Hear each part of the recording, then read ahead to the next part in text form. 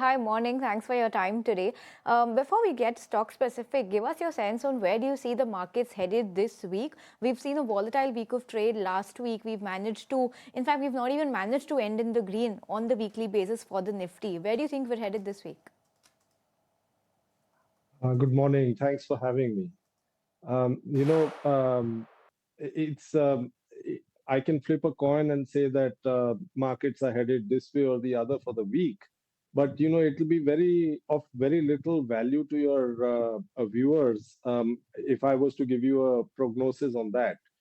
However, what would be of value to the listeners and also to commentators is what is the direction markets are likely to take over a longer term perspective, say 1 to 3 to 5 years, and what are the ingredients of this move. So if you just step back and look at where India stands and what really moves markets in general, it is growth and macro stability. And if you look at both those aspects, India is really positioned very well. While last year, that is FY26, I mean, the ongoing year was somewhat of a weak year as regards earnings growth, where we are seeing somewhere close to 8% earnings growth for Nifty. That is the expectation. But going forward, that is in FY27, Nifty growth is estimated to be somewhere in the region of 15 to 16%. Now, that means that there is an acceleration expected in Nifty earnings growth in the next year. And then if you look at the macro aspects and where India stands on that, macro stability is really quite robust as regards India. On all macro parameters, particularly on inflation, India is positioned very well.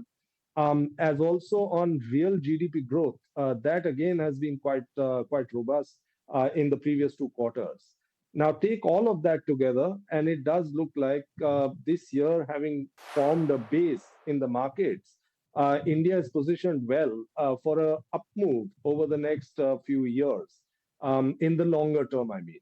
And that will hold for stocks, individual stocks as well, where many individual stocks, both in the large and mid cap and small cap category, have corrected meaningfully. Price as well as time correction has happened. And when you combine that with a accelerating growth, that is a nice setup. And our judgment is that for the long term, India looks very attractive. Okay. Anshul, where is the attractiveness better?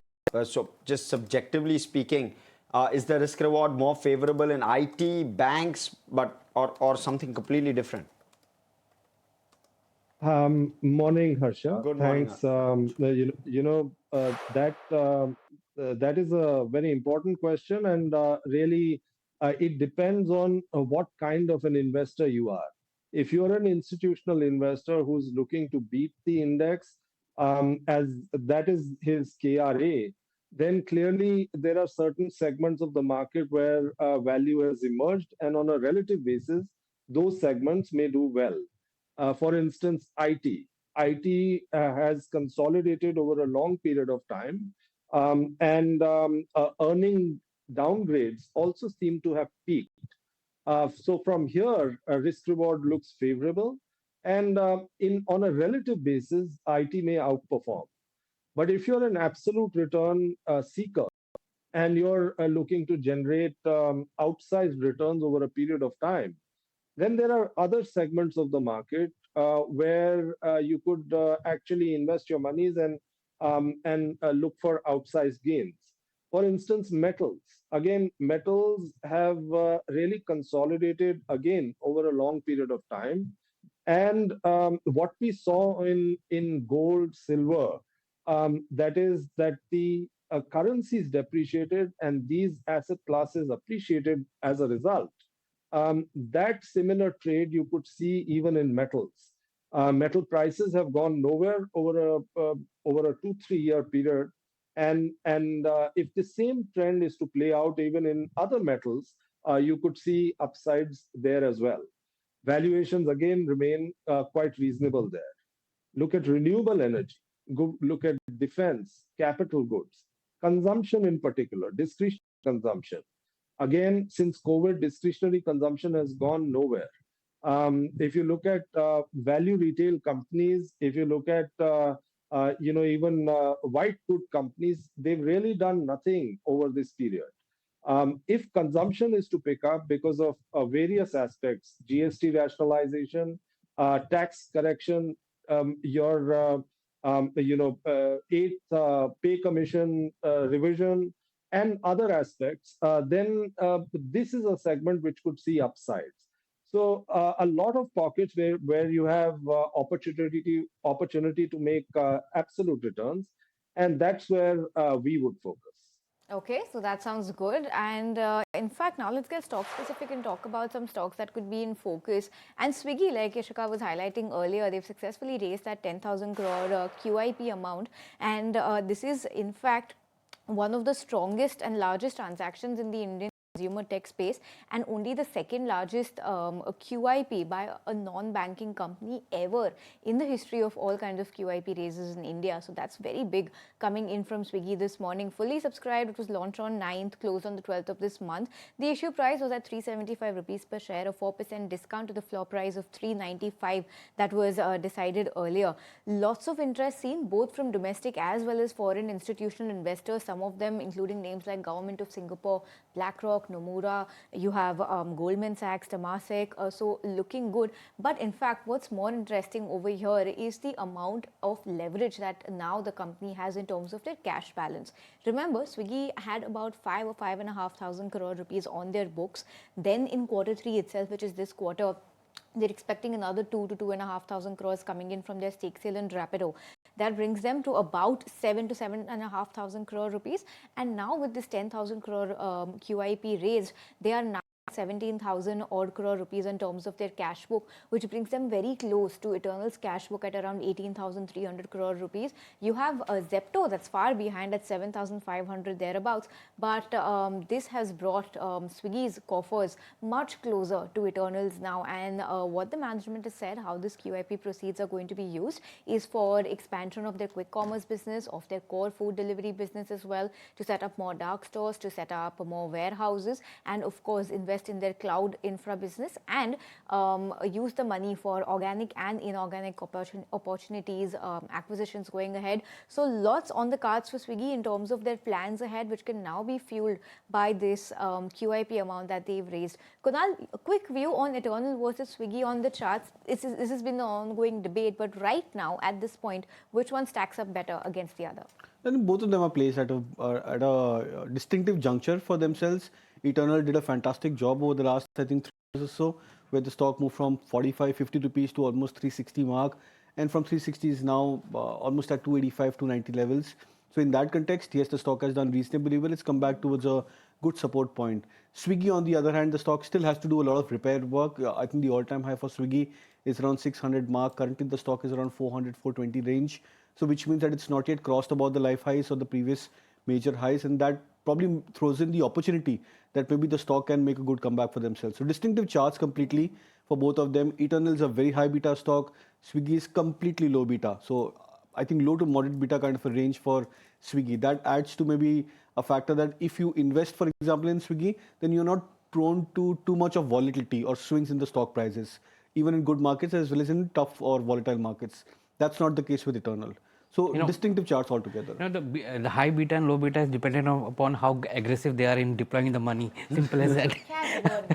Yeah, and the kind of profitability that they're going to get, or when they're going to get as well. That's something which has to be looked into. 42,000 crores between 3 quick commerce players is expected to be invested over the next 12 to 18 months to expand the dark stores, and that would also determine the kind of profitability which gets pushed on by another year or two for many of the quick commerce players there. In fact, and that's just the top 3. You look at an Amazon now, you look at the other participants coming in. I mean, the investment is only going to go up. and others which are doing that, which Yeah. is there, which is going to be another. In fact, Eternal may get additional amount if Skyrocket also goes for an IPO. Yeah, So then true. there's other things. But what I would look out for is the kind of treasury management these companies are going to do with 18,000 crores of cash available with Eternal and 17,000 now with Swiggy, you're going to see a big high other income coming in from treasury operations, and that will flow through to the profit after tax. So operationally, they may be under pressure with respect to expansion and aggressive deployment of funds for expanding the dark stores, but profit after tax may be a factor of other income coming in. Right, so that's of course on quick commerce. Kanishka here with the rest of the stocks to watch out for. Kanishka, what do you have on your list? Absolutely. So let's start with NLC India. A couple of stocks on the back of order wins with NLC India. It has received an LOA from NCRTC.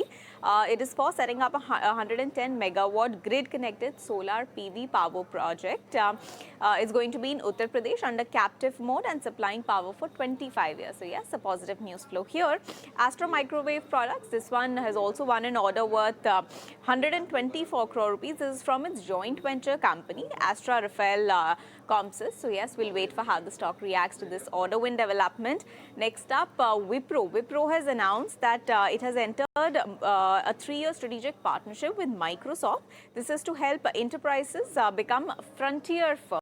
It will deploy a massive 50,000 Microsoft Copilot licenses under this strategic partnership. Apart from that, it is also announced that it will be expanding its strategic partnership with Google Cloud. This is by adopting and deploying the Gemini Enterprise AI platform across its global operations. So yes, that's Wipro for you, another positive development.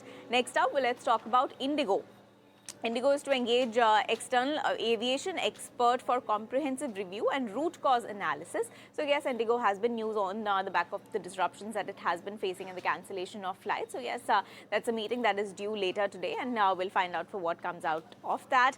Next up on the list is ESAF Small Finance Bank, a rather neutral development here. The board has approved the proposal to sell NPA pool of up to 1,700 crore rupees to an ARC, that is Asset Reconstruction Company. However, the valuation is yet to be finalized. We'll keep getting you more details over there, but we'll watch out for how stock reacts to this development.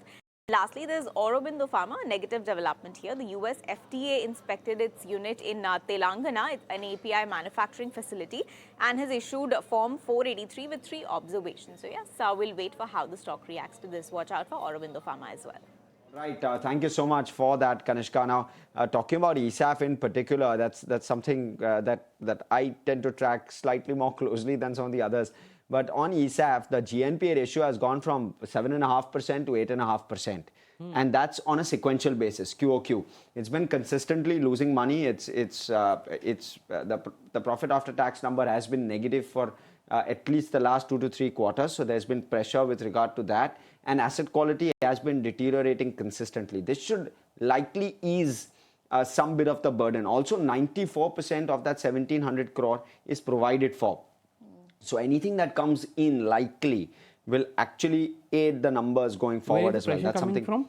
Sorry? Where is the pressure coming from? It's coming from their microfinance MSME book. So that continues to be the pocket of pressure for ESAF. And that would continue for another 2 to 3 quarters more, it seems. From what the commentary of banks are coming in, basically. So yeah, basis commentary of banks. I've not looked at ESAF in particular in terms of commentary, but basis commentary of banks, it seems that there'll still be 1 quarter of pressure likely.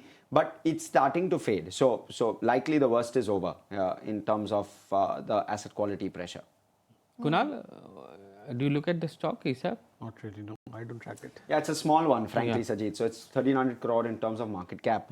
Anshul, absolutely any view on some of the smaller lenders? I know Kunal had a view with regard to IDFC First this morning. And therefore, some of the smaller lenders, could they well be in focus? Improvement in asset quality cycle, trading at sub 1.5 times book. And you've got some of these, the loan base of some of these lenders are extremely small. So they can grow at a fast clip also, right? So trying to get a sense from you as to where you stack up. So you're right that they've faced, many of these microfinance companies have faced tremendous pressure over the last 6 to 8 quarters. That is the nature of this business, that you will see spurts of growth and then spurts of pain on the asset side, asset quality side. Now, with 6 to 8 quarters of asset quality pain behind us, there is a saying in Hindi, "Hathi nikal gaya, poonch reh gayi." which is something that you may be witnessing in this space, where most of the pain on the asset quality is behind us, and maybe 1 or 2 quarters of pain is ahead of us. But is that in the price already? That is a case by case perspective. In many instances, that is in the price already, and which is why downsides may be limited from here. And in case this issue was to abate as we move ahead, then the room for appreciation in valuations can be quite significant. So, in our judgment, in many of these microfinance, SME finance sort of companies, the risk reward looks attractive at this point.